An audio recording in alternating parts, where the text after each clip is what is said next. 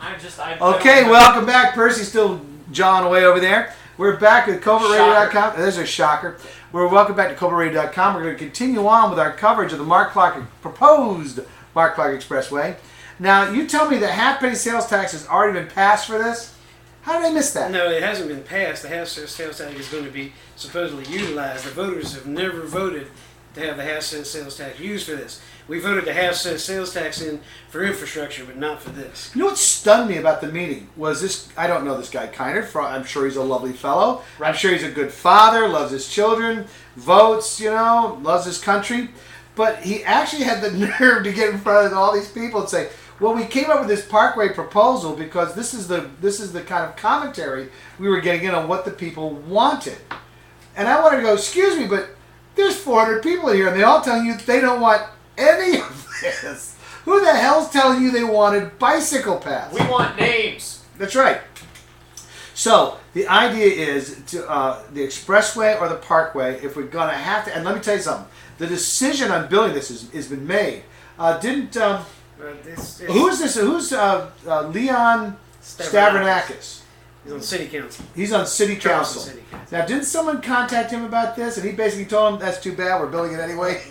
He's one of the ones who's been pushing it big time. So. Well, sure, the city wants this. He owns land right about there. The city wants to alleviate the volume of traffic coming into the crosstown. It won't. If they can funnel some of it around this way, they think it will. Well, actually, I don't, if they're not going to build an elevated road service, there's nothing you can do. Right. Well, nothing's going to alleviate this problem. The Parkway actually has an intersection on Riverland Drive.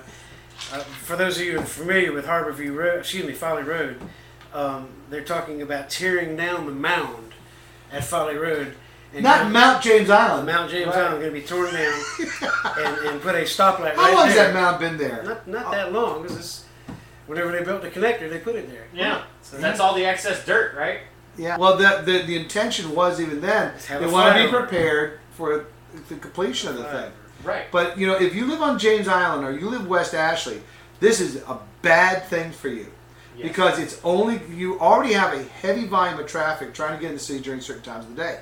Harbor View backs up about 7:30. It really backs up. 7:30, almost 9 o'clock.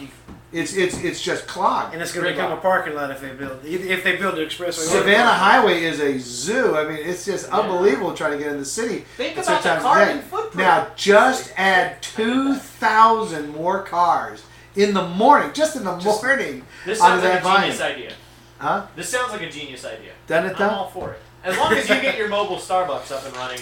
As long as I can make $1 off it, I'm okay with it. Right. But I feel bad for John and everybody who lives along Camp Road, Fort Johnson Road, wait a minute, right along here, over by the James Island County Park. Yes. Now, if they build along here on the north end of the county park, that wipes out the campgrounds. No, it doesn't. It doesn't? I thought it did. No, it goes I was wrong. It goes right slightly north of the campgrounds. The original proposal from years and years ago was to go directly down the power lines through the county park, which they already own the easement. They could just zip right down. No, why don't they? Well, because that does wipe out the campground. I think it would be difficult to drive on power lines. Screw them. I don't camp there anyway. Pretty fast, though. Yeah, especially if you have an electric car. You just zip right along that bad. That's right. You're supposed to make drag a wire off that thing. They are supposed to make a lot of electric cars.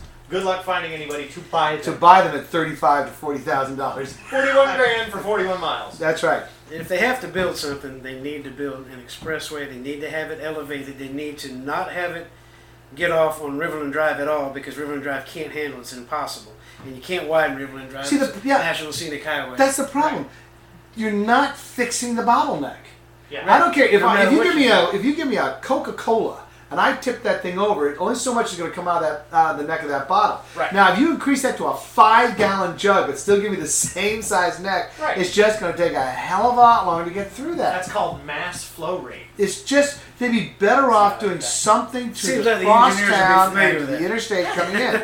They'd be much better off because let me tell you, the reason why you're having people abandoning you on this issue is that you have to consider the number of voters on James Island, the number of voters in West Ashley, and then you're pitting them against everybody else. Somerville, Goose Creek, Hanahan, hell, Jedburgh, St. George. There are people who drive down the interstate from that far out to get into the city of Charleston and go to work. Right. I know of a person who does They're that. thinking that this is going to alleviate some of this. The total population of this area exceeds ours, and if any politician has greater ambitions about higher office, he's going to be going with what's going to get him the most votes. Right.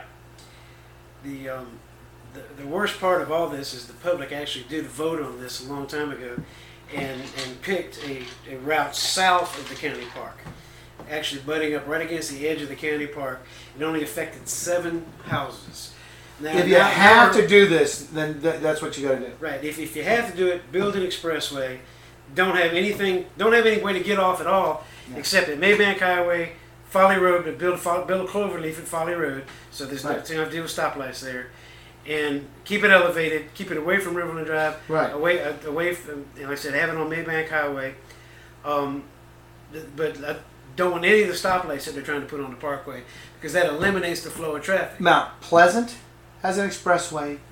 North Charleston has an expressway. Yes. The northern end of West Ashley's got an expressway. If they're going to bring this sucker all the way through, then if we have to do this, which I don't want, I'd rather didn't do it, but we got to do it, then you give James Island an expressway. Because the only justification I can think for this thing is to give us a decent evacuation route out of here in the event of a hurricane. Unfortunately, they were talking about that on television this morning too. It's wonderful to have an evacuation.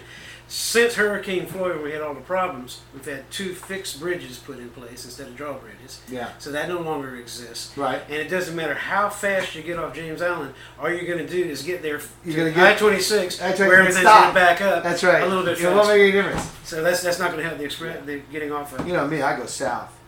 I sidestep those suckers. I'm not going up I-26 ever again. I'll either go north or I'm just going to go south till I get past it. You know, Hurricane Hugo came through, and how long were people stuck on I-26? 8, 12 hours, that sort of thing? I was in Jacksonville, Florida, having an adult beverage, watching the whole thing on TV in 4.5 hours. Yeah, I can see that. And you know why I went that way? You'll appreciate this, because you're green, and you're in touch with nature and everything. And it's because 2 days before, I saw raccoons, deer. Hauling ass. I saw every creature you can Going imagine. south? Hauling ass south. Every sucker, every last damn one of those things is going down 17A. I said, I'm going down, Highway 17 south. That's where I'm going. No, you got to follow your cues. And some of it didn't work. Well, here's some people they can contact to complain about this. First of all, you got the township of James Island. You need to call that one. You need to try to talk to the mayor. And the mayor, I directly. can't believe the mayor is Mayor's on the fence. fudging, he's on the fence. Well, he's getting calls. This is his first and last term as mayor. James If he Island, doesn't do something about it, if he I agree doesn't, with that. It will be his last. it'll be his last term. Unless he I has hope you're listening. aspirations. This Woolsey guy came by here, and I thought he sounded perfectly reasonable. Sounded like he'd make a very good mayor to me. Now all of a sudden, how can you not have an opinion on The this? entire town council is against it. If he has aspirations of one day being mayor of Charleston, Well, I'm telling you right now, if he doesn't get on the ball with this thing, he better not have any aspirations to do anything else except stay at the College of Charleston. right? All right, you want to go to www.townofjamesislandsc.org, and then you'll have all sorts of contact information, phone calls, email addresses. Go there and let them know how you feel about it. Charleston County Council is www.charlestoncounty.org. Again, contact information there. Let me say something about that too. There are 5 members of county council up for election in November. Whoa, really? That is more than half. Put their feet to the fire on that one. That's right. Is one of them And they Paul are the- Thurman? They are the ones who are making the decision on this. Paul Thurman's one of them, isn't he? No, I think Paul Thurman. No, he got defeated.